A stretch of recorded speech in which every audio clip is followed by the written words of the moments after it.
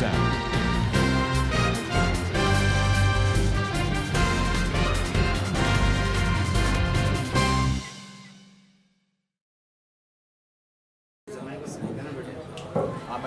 మురళీకృష్ణ అండి, joint secretary Visakhapatnam జిల్లా అర్చక సంఘం. శ్రీనివాస దీక్షితులు, ఉత్తరాంధ్ర అర్చక సంఘం ప్రధాన కార్యదర్శి.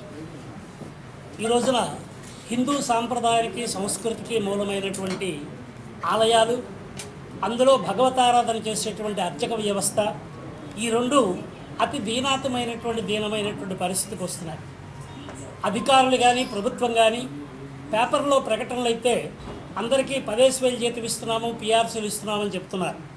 వాస్తవానికి మన ఈ 3 జిల్లాల్లో 2,370 దేవాలయాలు ఉంటే ఇందులో 1,659 దేవాలయాల్లో అర్చకులు లేరు. వేళ వాళ్ళందరూ కూడా బ్రతుకు తెరువుకి కష్టమైపోయి భగవతారాధన చేస్తున్న కడుపు నిండిపోయినటువంటి దీనావస్థలో ఆలయాలను వదిలేసి ఈ అర్చక వృత్తినే వదిలేసి, వాళ్లే కాదు వాళ్ళ పిల్లలకు కూడా నేర్పడం లేదు. ఇదే కానీ జరిగితే భవిష్యత్తులో మిగిలినటువంటి ఆలయాలు కూడా మరుగున పడిపోతాయి. ఈవేళ అధికారులు కానీ లేదా ఈ పరిపాలకులు కానీ పెద్ద పెద్ద ఆలయాలకు వెళతారు, అక్కడ పరివేటం చుట్టించుకుంటారు, మంగళ వాయిద్యాలతో ఆశీర్వచనాలు పుచ్చుకుంటారు. ఆ పెద్ద దేవాలయాల అర్చకులందరికీ పిఆర్సీలు ఇస్తున్నారు. కానీ ఈ చరిత్రక మూలమైనటువంటి వందలాది సంవత్సరాలు వయస్సు కలిగినటువంటి అతి పురాతనమైనటువంటి ఆలయాలు, అందులో పనిచేసేటువంటి అర్చకులను కానీ వీళ్ళు ఎందుకు గమనించరు? ఎంతసేపు పెద్ద దేవాలయాలైనా చిన్న దేవాలయాల్లో చేసే అర్చనలు కావా? అక్కడ జరిగేటువంటి భగవతారాధన కాదా? అవన్నీ మరుగున పడిపోవలసిందేనా? ఈనాడు ఏదో 5,000 రూపాయలు డిడిఎన్ పథకం అని చెప్పి ఏర్పాటు చేసి ఇస్తున్నారు. ఆ ఇస్తున్న వాటిలో నిలబడినట్టు దేవాలయాలే మిగిలినవి. అందుచేత ఈ రోజున మా అపరిష్కృతమైనటువంటి మా సమస్యలు చాలా ఉన్నాయి. ఇవన్నీ చెప్పడానికి అవకాశం లేదు, సమయాభావం వలన.